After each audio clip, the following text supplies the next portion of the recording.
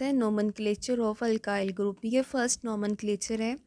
ये नोमेनक्लेचर काफ़ी ज़्यादा इम्पॉर्टेंट है। ठीक है, पेपर के पॉइंट ऑफ व्यू से इतना इम्पॉर्टेंट नहीं है, लेकिन जब आपने नोमेनक्लेचर लिखना है अल्केन का, अल्कीन का, अल्काइन का, तो आपको अल्काइल ग्रुप का नोमेनक्लेचर आना चाहिए। ये नोमेनक्लेचर आता होगा तो आप इस काबिल होंगे कि उनके नोमेनक्लेचर लिख सकेंगे। अल्काइल ग्रुप किसे बोला जाता है?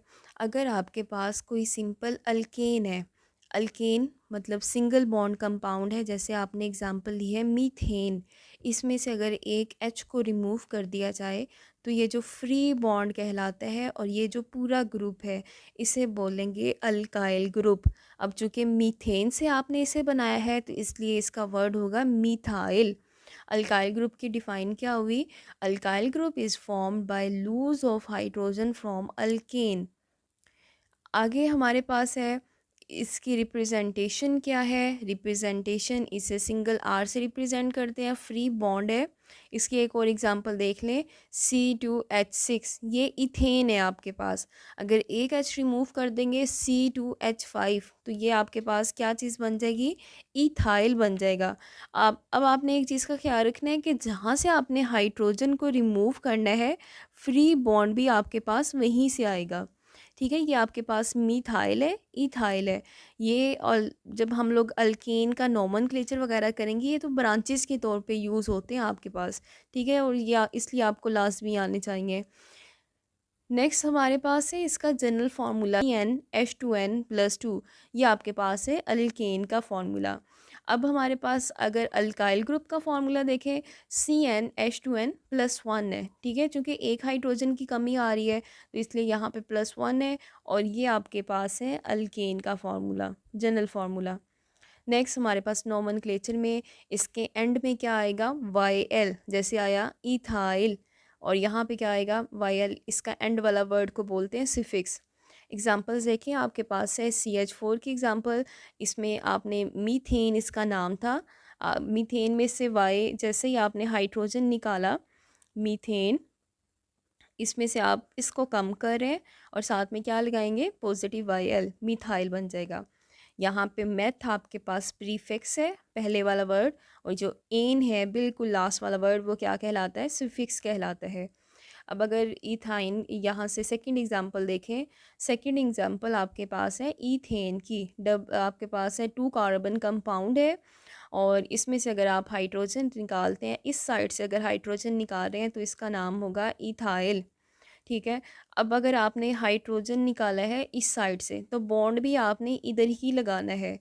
कुछ बच्चे ये गलती करते हैं कि जहाँ से हाइड्रोजन निकाला है वहाँ पे बॉन्ड नहीं लगाएंगे, उसके ऑपोजिट साइड पे लगा देते हैं। जैसे आपको एग्जांपल भी शो कर दिए, ये आपने फ्री बॉन्ड लगा दिया तो ये गलत है। ठीक है, वहीं पे आपने बॉन्ड लगाना है जहाँ से हाइड्रोजन को रिमूव किया है। नेक्स्ट आपके पास एग्जाम्पल है अल्काइल ग्रुप की तीसरी, जिसका नाम है प्रोपेन। प्रोपेन में से दो तरीके से हाइड्रोजन को आप रिमूव कर सकते हैं। पहला तरीका ये है कि आप इसकी जो साइड्स हैं उसमें से हाइड्रोजन को रिमूव कर दें। जैसे हमारे पास है, अगर आप इस साइड से हाइड्रोजन को रिमूव करते हैं लेफ़्ट साइड से तो ये बनेगा CH2, CH2, CH3। ठीक है, अगर आप इसकी राइट साइड से हाइड्रोजन को रिमूव करते हैं तो बनेगा CH3, CH2, CH2 और फ्री रेडिकल। लेकिन दोनों का नाम हमारे पास है एन प्रोपाइल। लेफ़्ट साइड से करें, राइट साइड से करें, ठीक है, सेम कंपाउंड बन रहे हैं। अब 3 कार्बन है, 3 के लिए होता है प्रोप, और YL इसके लास्ट में सफिक्स है तो इसका नाम क्या होगा? प्रोपाइल। ठीक है, और नेक्स्ट आपने ये ब्रांचेस इस पे नहीं लगी हुई हैं, स्ट्रेट फॉर्म में है तो एन का वर्ड लगाना है।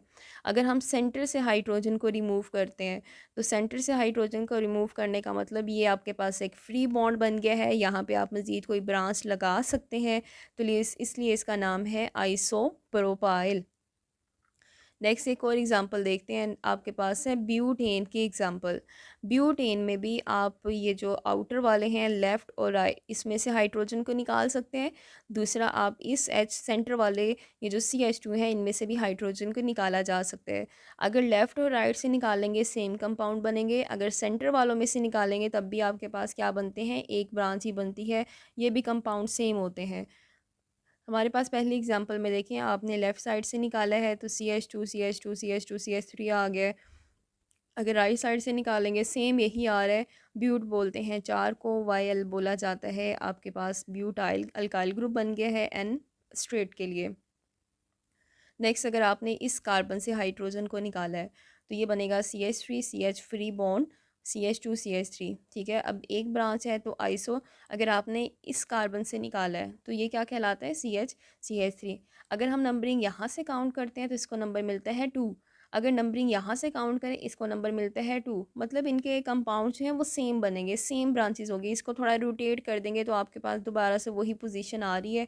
इसलिए ये जो दो हैं वो सेम पोजीशंस रखती हैं, और CH3 ये भी क्या रखते हैं, सेम पोजीशंस रखते हैं। तो ये है आपके पास नोमेनक्लेचर ऑफ अल्काइल ग्रुप। ये आपको अच्छे तरीके से पता होना चाहिए। ख़ास तौर पे आपको पता होना चाहिए मीथेन के बारे में, इथेन के बारे में, कि CH3 वालों को बोला जाता है मिथाइल, CH3 CH2 को बोला जाता है इथाइल। इसको एक और तरीके से भी लिखते हैं C2H5।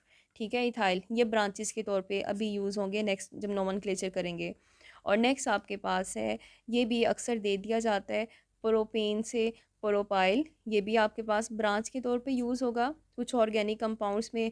और आइसो प्रोपाइल, ठीक है, ये आपने याद रखना है। सिंगल ब्रांच आइसो है, स्ट्रेट फॉर्म है, तो एन प्रोपाइल है। एंड आई होप स्टूडेंट आज का टॉपिक आपको अच्छे से समझ आ गया होगा। इसमें हमने कॉमन नेम की बात की और नोमेनक्लेचर ऑफ अल्काइल ग्रुप के बारे में बात की है। Thank you so much and best of luck.